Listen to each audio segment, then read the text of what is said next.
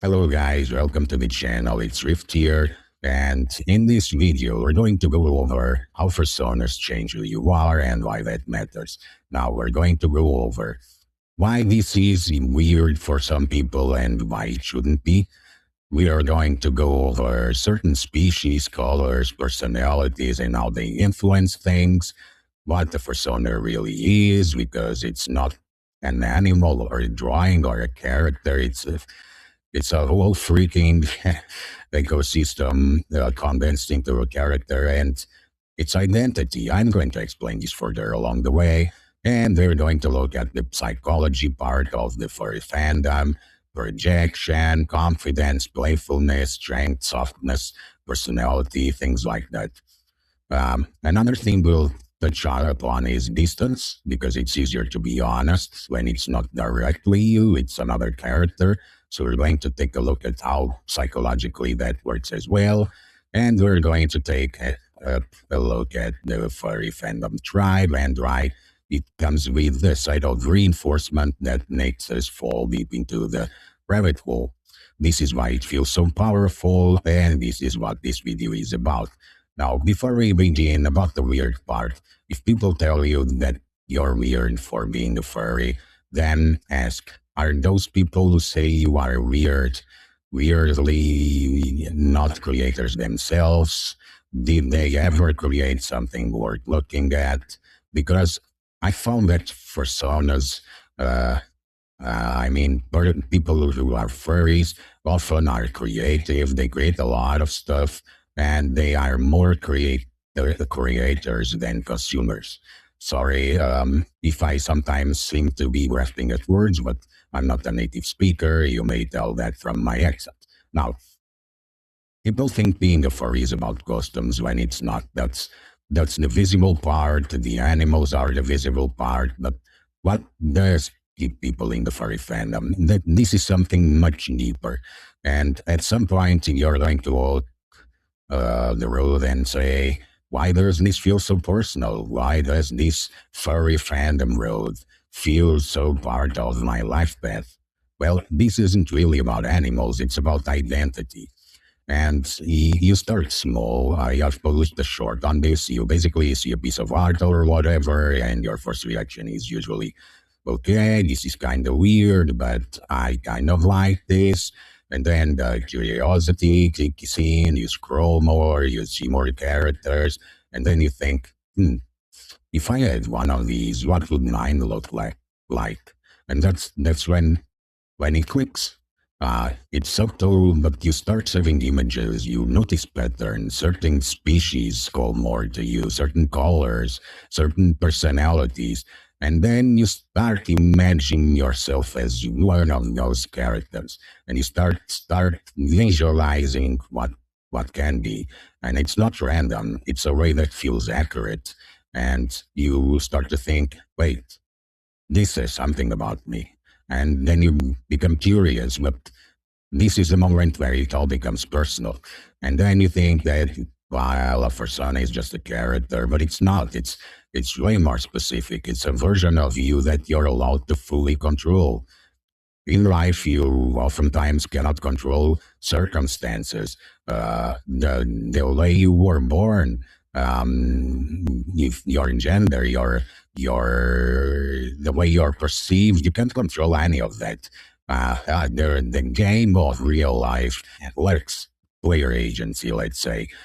So for some reason, a version of you that you're allowed to fully control, it gives you more control than you have over your real life or your, let's say, true body. And think about that for a second.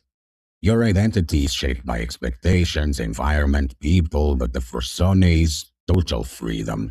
You decide how they look, how they act, what they represent, and that changes things for you because suddenly you're not just expressing yourself, you're designing yourself, and that matters. There's a reason this feels powerful. And according to my own point of view, it comes down to three things. First is projection. That is, you put parts of your own identity into the character. It's who you are or who you wish you could be. Let's say you're not at the point where you wanted to be yet, and you project onto that Fursona, the perfect you, let's say. And it can be a confident persona, a playful, a strong persona, a soft persona, things that you don't feel at ease showing in real life most of the times. It's a way to easily express the emotions you feel like expressing through your characters. And then you got distance because it's not directly you, it's a representation of you, and you can speak as your character and feel safer in that regard because you'll feel less judged and less exposed and more true to yourself because you're not afraid to say what you want to say. And that distance creates freedom. And the third thing is the reinforcement that the furry fandom gives you. Um, Other people start responding to your character and to your creations, and they start relating to it or liking it or connecting with it, and they're validating you. And over time, you feel that what started as just a simple character starts feeding back into your real identity. You start draining some power from that character, and it's good to feel powerful, but why does it feel so powerful? And this is where everything shifts because a lot of people never felt this way before, and being understood without needing to explain themselves is novelty. In real life, you're usually judged first and understood later, but the furry fandom tries to understand you first and judges you later. It's the opposite. You're seen through something you created, not something that was casual, but something that was intentionally created by you.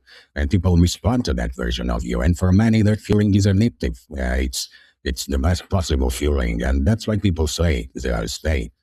Um, People stay because, and this is where most outsiders get it wrong. People don't stay in the furry fandom because of personas or they like animals so much. They stay because of what comes after. It's the friendships, the shared creativity, the inside jokes, the collabs. It starts evolving. It's first it is curiosity, then identity, then beyond. It's your community. You come for the character, but you stay for the other characters, the other people.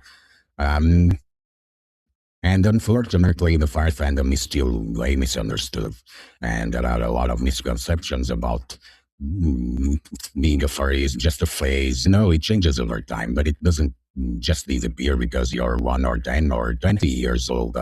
It's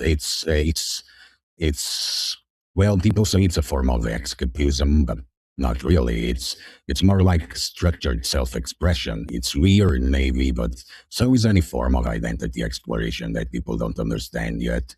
And that's all this is. It's self-exploration.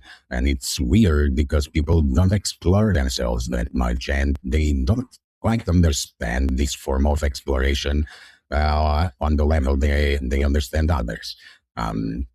But here's the truth. This isn't just about furries. This is about something much more universal. This is about the need to express who you are. This is the need to feel seen, the need to belong somewhere. If you've ever felt like you don't fully fit into the roles you're given, this makes sense because sometimes you need to create a version of yourself before you can fully understand who you are. So now after this monologue, and I'm sorry if I'm bothering you, but thank you for staying to the outro. I am curious, what was the moment that clicked for you? Where was the moment where this journey stopped being just something you watched and started becoming something more personal? I'd like to read it on the comments below, and chances are, oh, there goes my insane English skills. Chances are someone else is going through that exact moment right now, and they might need to hear it or read it. So this was Rift, and welcome to Rift's Den. I'd like to see you around more often, so please subscribe, tap the bell for the notifications on new video, and keep on following me if you want more furry fandom content. I'm out.